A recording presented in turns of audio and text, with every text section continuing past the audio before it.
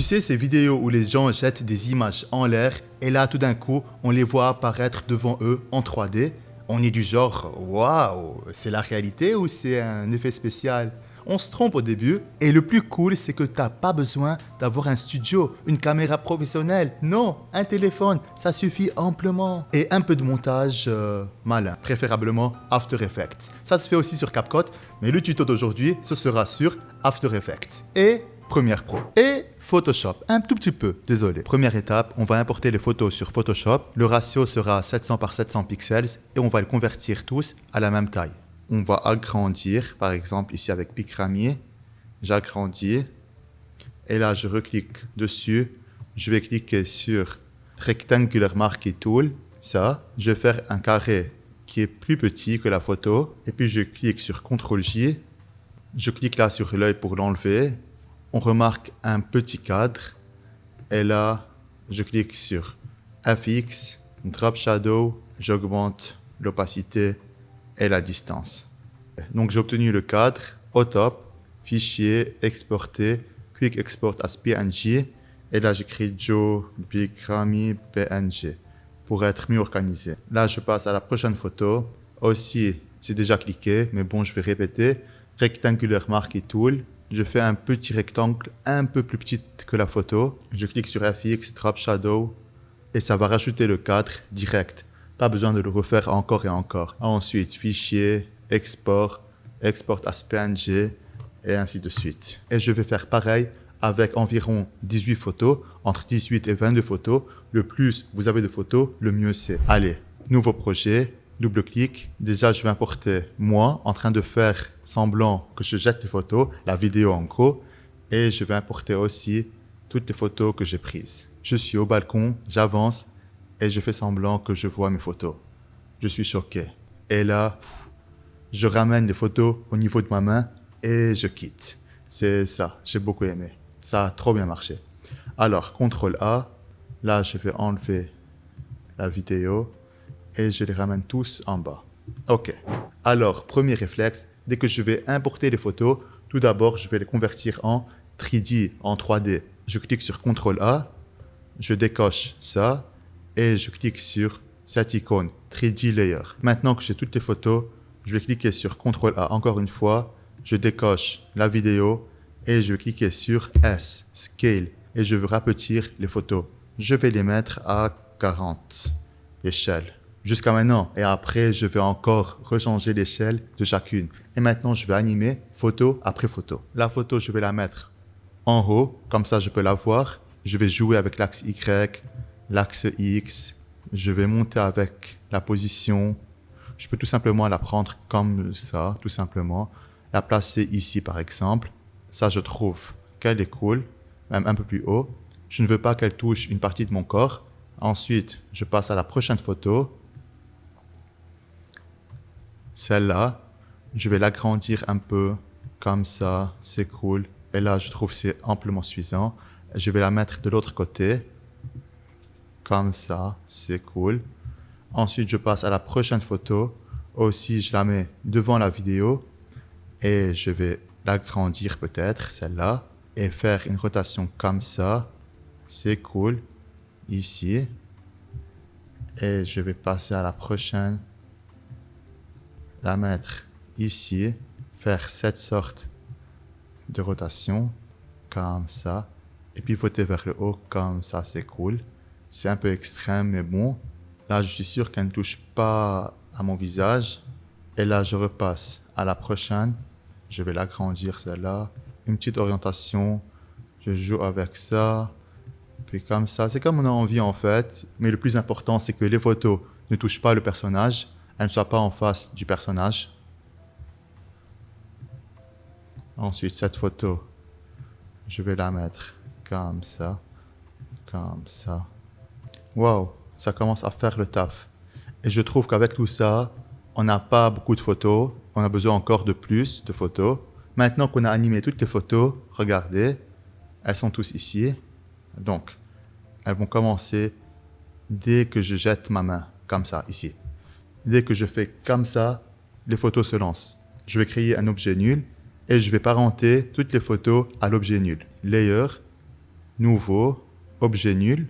Je vais cliquer sur contrôle, je sélectionne toutes les photos et là je vais les parenter à l'objet nul. Maintenant ils ont été tous parentés à l'objet nul et ça commence ici, l'animation. Je clique sur CTRL A, je désélectionne l'objet nul et la vidéo et là dès que je jette ma main ici, elles apparaissent. Ok. Et là à l'objet nul, je vais cliquer sur S, 100% et là on passe à 0. Waouh, c'est cool. Et là, ok. Là, on a besoin d'une animation. Je vais cliquer sur ça, 3D, et sur le flou, regarde, on jette, waouh, ok. Je vais mettre une image clé normale ici à 0, et l'axe Y, je vais faire une rotation comme ça, au hasard.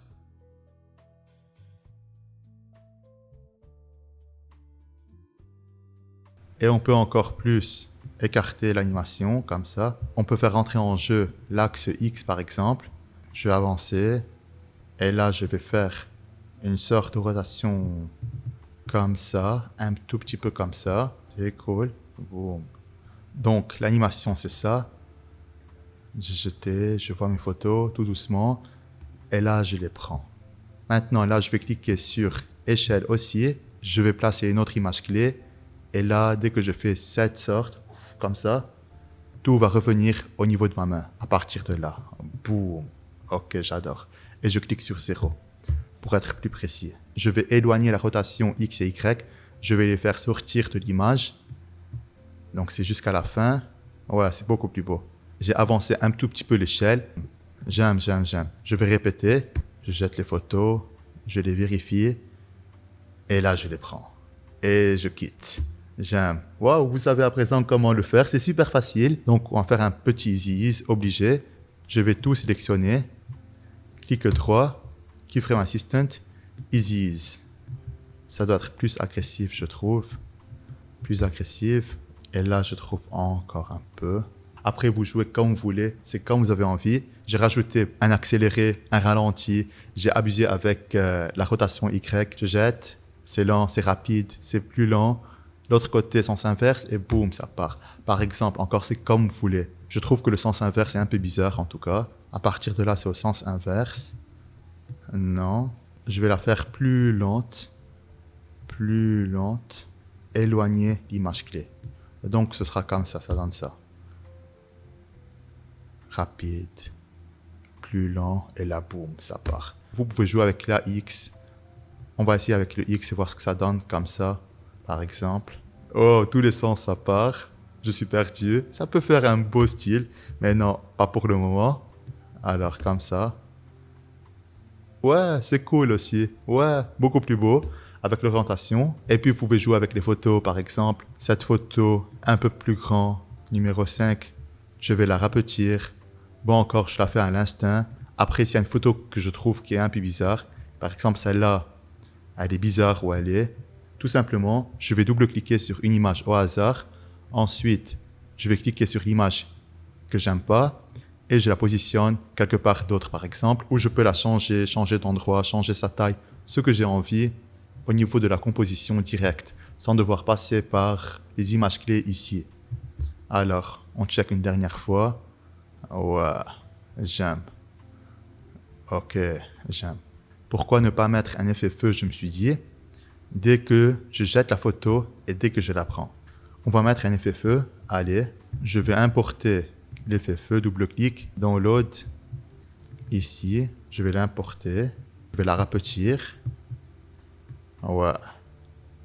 Je vais changer l'orientation en 3D et je la mets de l'autre côté. Je peux faire un tracking ici, mais franchement, je trouve que ça ne vaut pas le coup, vu que ce n'est que quelques images que je dois animer. Ça se fera manuellement. Je vais cliquer sur position, échelle, orientation, déjà, à 0, ici, au tout début. Et là, j'avance d'une image. Je vais utiliser la loupe pour mieux voir. Ok. J'avance d'une image, V, et là, je la fais monter un tout petit peu, et je vais la rapetir. J'avance d'une image, je la mets ici. J'avance d'une image. Là, je peux la fermer. Toujours. Tic 3, Keyframe Assistant Easy Ease. Vu que j'ai déjà les images clés, je peux bouger au niveau de la composition comme j'ai envie, comme ça. Le feu est plus petit, je trouve. Comme ça. Ouais, j'aime. Si t'as aimé ce tuto, lâche un like, abonne-toi, je me répète, et pose-moi la question que t'as envie en commentaire. Et surtout, continue à créer des trucs fous et à la prochaine.